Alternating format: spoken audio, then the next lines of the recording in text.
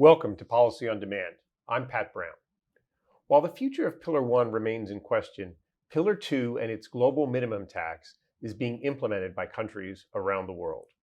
Despite this development, and even if Pillar 1 moves forward, there are real questions about whether the OECD's two-pillar initiative can deliver stability in critical areas of global tax policy. Joining us to talk about these questions of stability and sustainability of the two-pillar initiative is Giorgia Maffini. Giorgia, welcome. Thank you for having me, Pat. Okay, so let's jump right in. So talk briefly about what the OECD set out to accomplish with the two-pillar project. So the two-pillar project has two parts to it. So the first part wants to allocate more profits, more taxable base or, taxing rights to markets. We do that completely outside the current system. We do that with a formula. We don't use the arm's length standard. Right. Pillar 2 is doing something very different. Pillar 2 wants to tax multinationals around the world at an effective tax rate, at a minimum effective tax rate of 15%. So they are two slightly different things, two very different things. Very different things. Mm-hmm. I started off talking about questions about stability and sustainability. So let's talk about kind of the alternative. What happens if this doesn't move forward? Yeah, it's a difficult question, Pat, and we are probably going to see what we are going to see is probably if we fail, especially on Pillar 1, right, we are probably going to see more gross taxes applied in the system, maybe higher withholding taxes, and overall we'll see markets wanting more taxing rights, more tax base. And this could be achieved, as I said, with DSTs, for example, but also with tax authorities being more aggressive when they assess a taxpayer, especially tax authorities in market jurisdictions.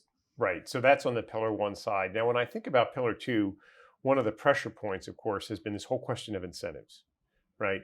And can we envision a future for a Pillar 2 type system that maybe provides more flexibility and accommodation around this question of tax incentives? And of course, a lot of focus recently, as you know, has been on the US R&D credit, which today would be considered a, quote, bad credit under the Pillar 2 rules. So is there a path to a more sustainable approach from the perspective of the second pillar around this question of incentives? Yeah, and I think the fact that jurisdictions will want to maintain some of their competitiveness is what will create tension in the system going forward. How can we approach that? So some incentives are compatible with Pillar 2, but also, for example, in the case of the US, there could be a practical approach, further negotiation around those incentives that for the moment are not compatible with Pillar 2.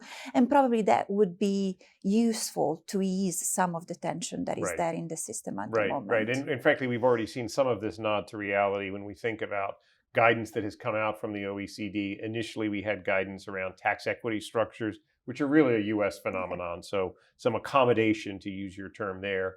And then, of course, the marketable transferable credits guidance, which was really a response to the US Inflation Reduction Act. So maybe more to come in that space, and we'll have to keep watching it. We are looking for more guidance on Pillar 2, frankly, in the very near term, between now and the end of the year. So what are we looking for there? So what we expect by the end of the year is a bit more guidance, particularly around the transitional safe harbor, which is very important to most taxpayers. And that guidance could also contain some arbitrage rules, with a question mark around whether that those anti-arbitrage rules are going to be targeted or not, really. Right. And we understand that's been a discussion that started at some point in the summertime, perhaps, and maybe coalescing around a solution, to your point, maybe to come soon. But we still don't know what that looks like. And so we'll have to watch for that guidance. Giorgia, from the perspective of an economist who has spent time within the OECD, the question of revenue and how much revenue Pillar 2 is going to raise and what happens if the revenue projections fall short of expectations, I'm sure is one that you have confronted already. How do you think about that in terms of, okay, we've got it at 15%, there are expectations around revenue. What happens if the revenue expectations aren't met? Where do we turn next? So there are two issues here, Pat. So revenue expectation could, not be met, as you say. But also, even if they are met, the revenue expectations we see today, at least the numbers published by some of the countries of the inclusive framework, go nowhere near helping some of the countries with their budget issues, with the budget constraints. So we could think of a scenario where there will be pressure on that 15% rate, especially in large jurisdictions, in large developed markets. Why? Because they can still remain competitive at a higher rate, a rate that is higher than 15%. Right. But maybe there are breaks in the system with respect to that. First of all, it will be difficult to bring everyone back at the table and negotiate another rate.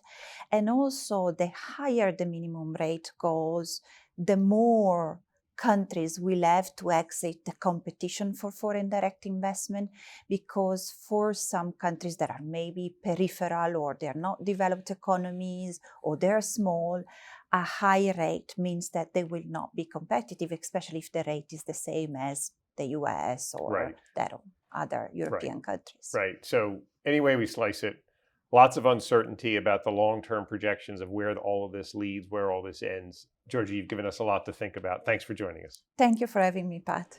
And thank you for joining us. Take care.